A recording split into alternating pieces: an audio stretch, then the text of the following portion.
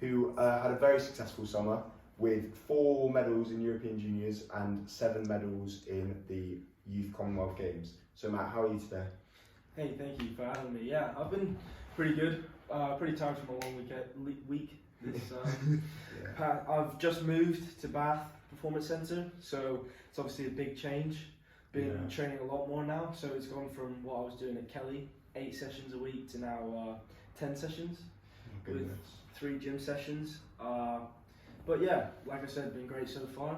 So yeah, thank you for having me. No, it's absolutely honoured to have you here. So we're going to start with, so how are you feeling coming into this new season after having such a successful summer? It's just been fantastic to watch you and all that. So thank you very much. So I guess the focus is still on that. I guess the Olympics 2024 and trials. The policy has come out and it's 15 boys and 15 girls, a total of 30. So it's going to be very tough. Right. Yeah, and there's just a lot of people, especially right now. It's just really competitive for backstroke. And then if you think about the 200 IM, it's really quite closed off with Duncan Scott and Tom Dean, world number 2 and 3 being there. So yeah, I guess there's a hope for that 2024 selection, but that's not on the forefront because I'm still 18, so I'm more focused on. There's a long way to go. Yeah, that 2028 is hopefully going to be more the objective, but it's still, let's just see what we can do this summer, just give it all and see what happens. Great. So we want to talk about how you started in swimming and all that. So where did your swimming path start? How did you get into swimming? Because obviously you started in America, am I right? Yeah, I did. So where did you go from there? So I started, I guess I could learn to swim when I was quite young. I think I was about 2 or 3-ish. But I was in Texas at the time and we'd just moved there. And so my parents were like, let's enroll him into what was called Summer Swim League. So it was just a program that was over the summer, so it would be 2 months. And you'd train twice a week, 45-minute sessions, then you'd race every weekend with the team. So it was just more fun, I guess. Yeah. And I mean, I was 5 at the time, and so that's actually where I met my best friend, and who I kind of trained with until I moved here. But yeah, so I started when I was 5, did that for a couple of summers, and my parents were like, would you like to maybe start doing competitive swimming? And I did quite a few other sports on the side. I did a bit of football, and I played American football for my school. I did cross country, track and field. So I wasn't just kind of focused on this whole swimming. But then when I was 8, that's when I fully committed to doing swimming. And that's when I started competitive year-round swimming. So that was, again, it wasn't too much. It was, I think, 6 sessions or 5 sessions a week, an hour and a half. And then race kind of once every month or so like that. But that's when it really did start. So, and then it kind of, I guess, just took off from there. I started to fall in love with the sport. I started to train more, started to do more. And then, So would you say that the training in America, because I think lots of people in the UK have that view of America where it's like they work you to death and all that. Would you say it is like that from training there? Yeah, so the one thing about I guess sports in the US, I mean, they've got the most unbelievable facilities in the world. I mean, you look at unfortunately you kind of look here at facilities and Mount Kelly's got great facilities, Millfield, Ellesmere, but I mean, those are the ones that come to mind, and Repton. But whereas in US, every public school, so the equivalent of state schools here, just have really good facilities. I mean, there was a state school that we trained at that had a 50-meter long course pool. That was that had stands and everything like that. So I guess just the investment into sport is a lot more. And what comes with that is just the commitment to sport. So, I mean, so when I was 14, so the summer before I moved here, I qualified to what was called TAGS, Texas Age Group Swimming Champs. So I guess it's equivalent to nationals here, but for just Texas. And so that summer, it was head down work. I was doing 4.5 hours on Monday, Wednesday, Friday, and then 2.5 hours on Tuesday, Thursday, and then I was doing 3 hours on Saturday, so a 2-hour swim and an hour gym. And then I had gym on Monday, Wednesday, Friday as well. So it was, I mean, for a 14-year-old. Really intense for 14 years old. Yeah, exactly. So when you came to Mount Kelly, was it the same?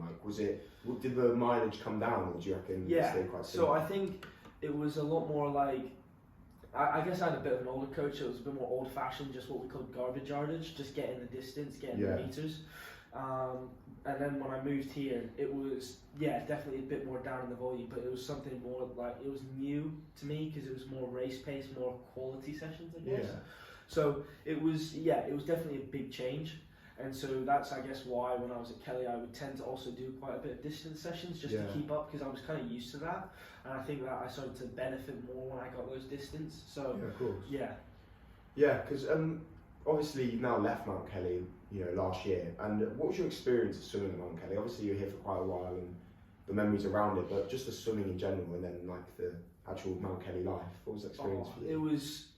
It was really sad moving from Texas at first because that had been my home for about 12, 13 years and made really good friends. So I was definitely sad moving, but it was the change that needed to happen. Yeah. I wouldn't have had any of the opportunities I had if I didn't come here. I got selected for European Juniors. I got selected for the Scottish team. None of that would have happened if I was still back in Texas. So yeah, it was all I could ask for. The coaches were great. And the fact that it was balanced with the school life, you had lessons and stuff like that. So it was the perfect routine for somebody that was wanting to be a decent caliber athlete as well as do well in class. It was that perfect combination that you had. Yeah, that's really. I feel from just being here a year now, I feel the exact same way. It's so nice to have that mix with school life and swimming and friends all being in one spot. Yeah, 100%. It's really good. Yeah. So.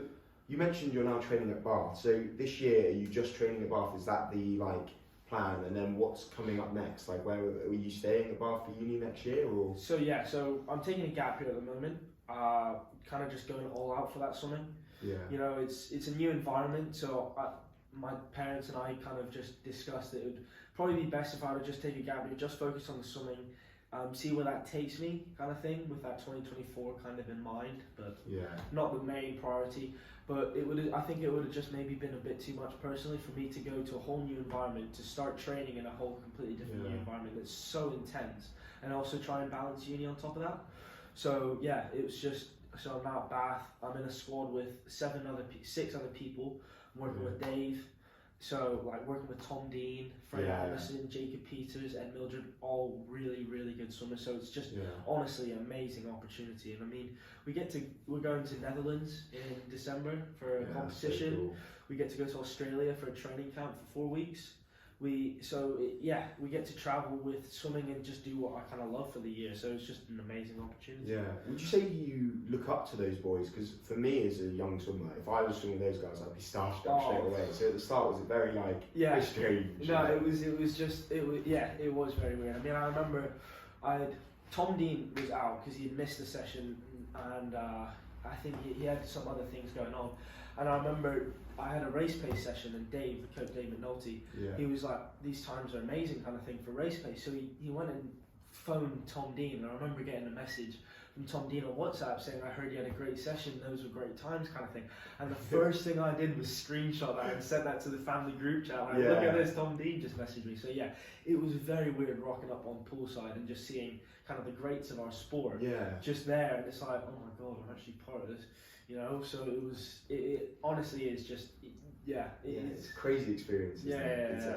It's mental. Were you ever thinking about going back to America for uni, or was that never on the cards? Yeah, so there was I did spend a little bit of time thinking about that. But then I got onto the world class program, so I received funding, and so I wouldn't be eligible for that funding if I didn't. And I also got accepted into Bath Performance Centre. So I mean, you can't get many better training facilities. No, exactly. You're training with the best in our sport. Tom Dean, Olympic gold medalist. There's nobody better. Kind of thing. So, although programs in US and universities are amazing in US, I was like, I'm receiving this funding. I get to be part of an amazing squad, and so I want to go to Bath Uni. So I'm applying in a couple of days to see if hopefully fingers crossed, I get accepted, because that'll be the next step. Then Bath Uni, stay there, and I'll train at the Performance Centre. But so I did think about US for a little bit, but it was like a split second, to be honest. Because what are you going to study at uni then? Hopefully mechanical engineering. Nice. Yeah. So another question for you, based on really studying something. So obviously you've done your A levels now. Yeah. How did you balance A levels, revision, all of that, and then swimming as well. Because obviously you had such a great summer, so you've obviously done a very good job of training and doing it. But how did you keep your mind on both? And because I assume you got good A level results, but how did you do that? Yeah, it was tough. It was tough, and I think the most important thing was just kind of be organised and then also get into a routine, because once you find yourself in a bit of a routine, it kind of goes well. So I was fortunate with the whole Mount Kelly schedule that I wasn't having to miss sessions.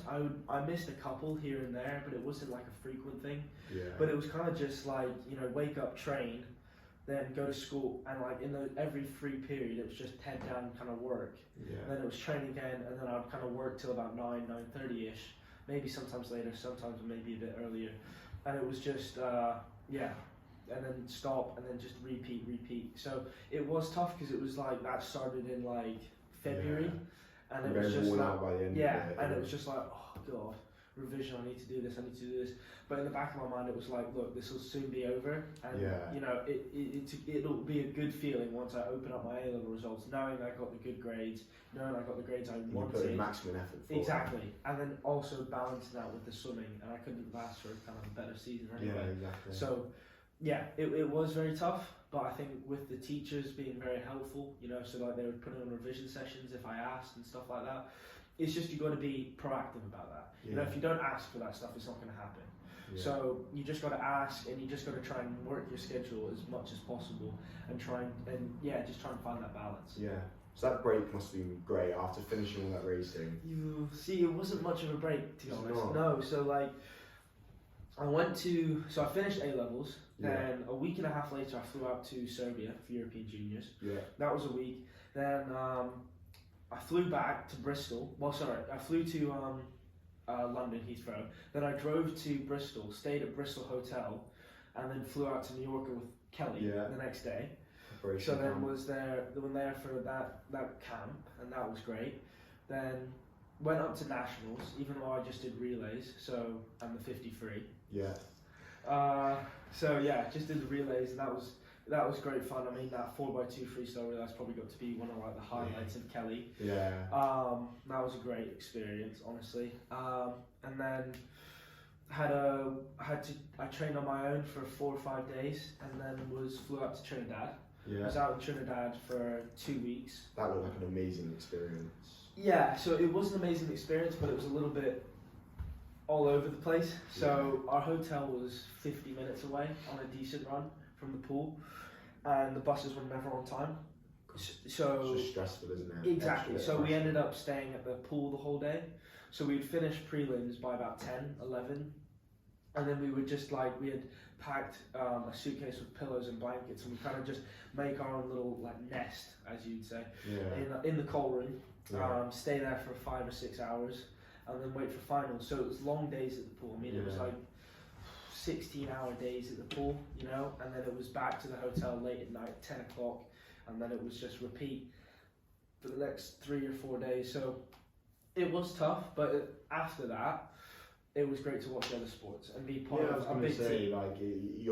It's not just about swimming at that, was Correct. It was seeing Exactly. everyone. Do you mean lots of other people from different, sports and that kind of thing? So the sports were split between Trinidad and Tobago. So the rugby and stuff was on the Tobago, and we were on Trinidad. But we got to watch the velodrome, the cycling. That was just amazing. So cool, isn't it? Got to watch a bit of the triathlons and stuff like that, and we got to watch the rugby sevens, even though it was on another island. It was all streamed, so we could watch that.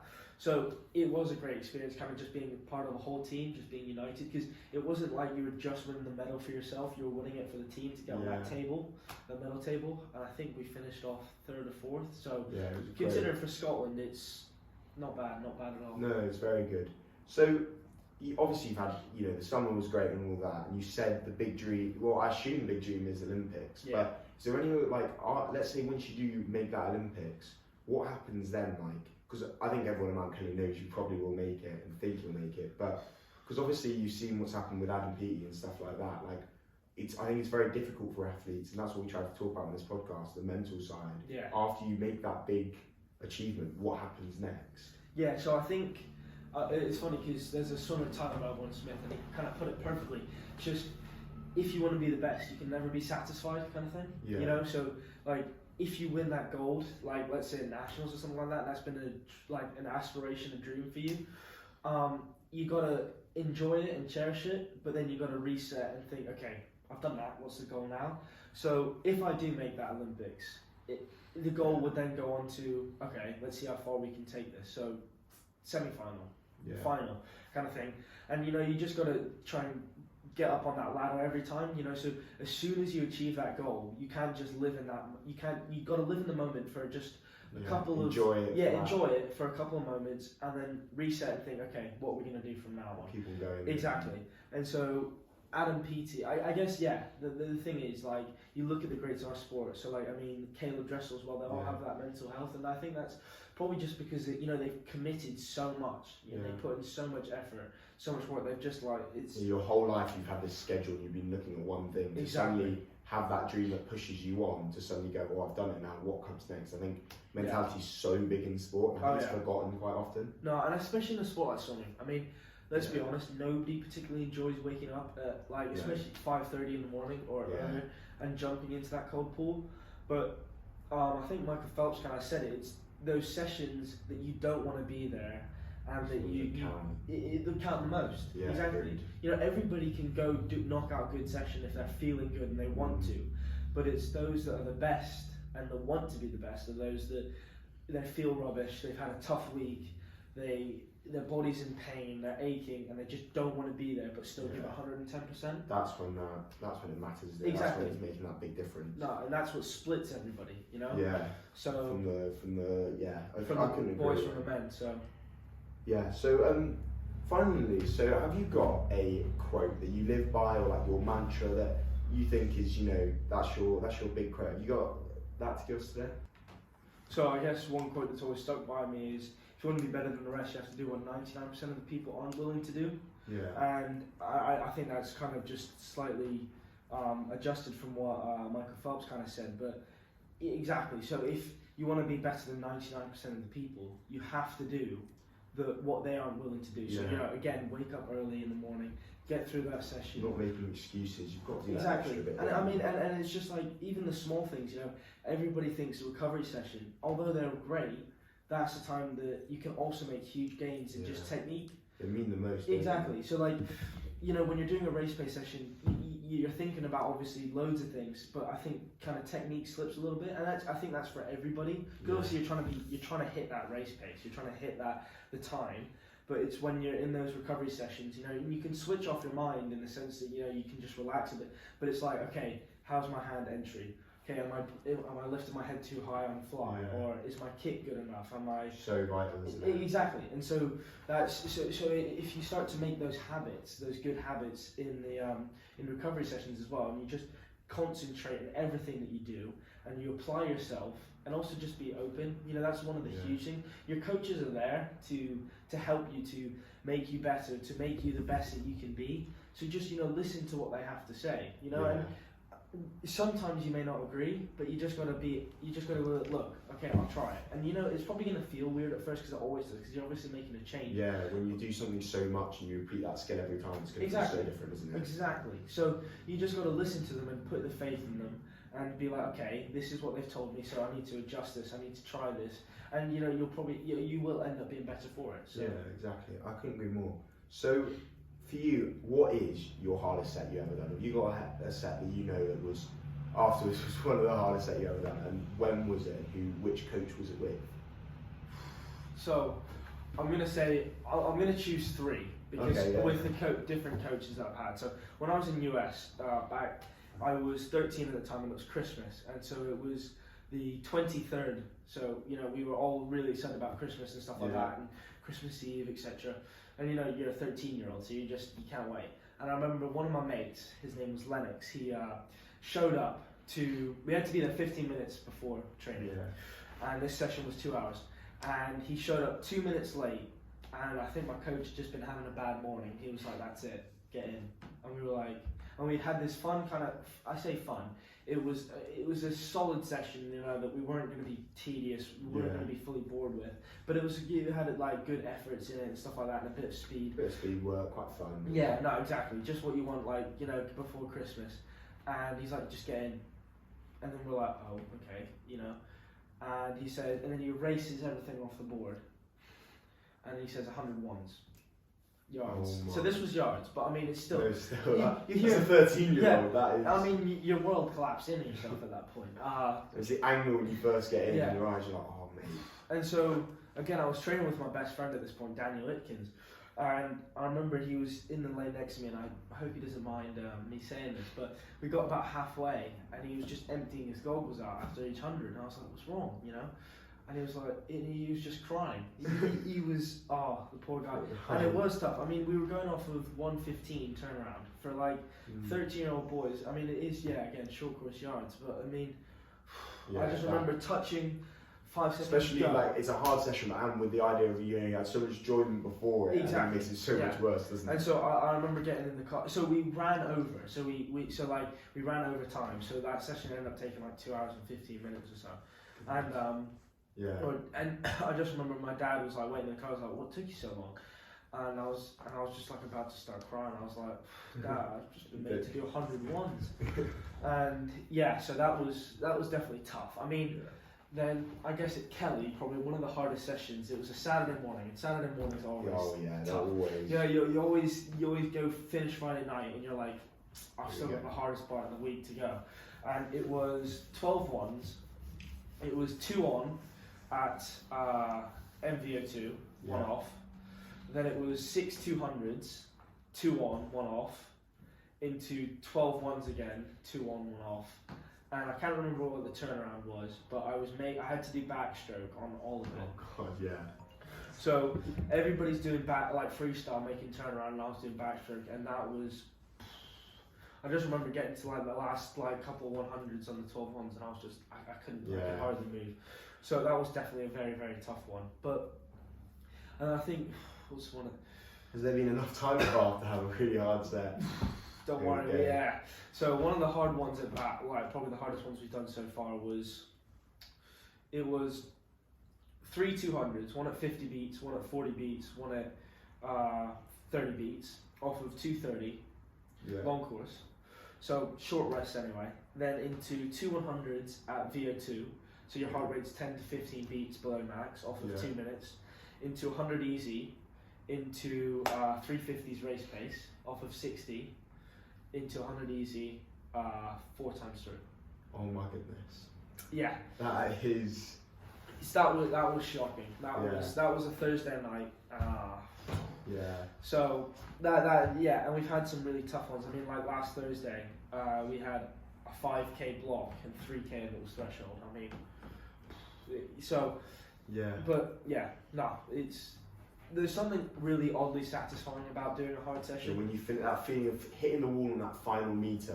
Exactly. You lie against the wall completely out of breath. Just feeling like. You've put your maximum effort. And you can go home knowing you've actually worked hard. No, exactly. And I think that's one of the odd things that keeps me wanting to work really hard, because I love that feeling. I love finishing for that last 50 and just being and holding on to, like you said, the lane rope. And just constantly out of breath, and knowing that you've just given yourself 110%, and that you've benefited from the session. 100%.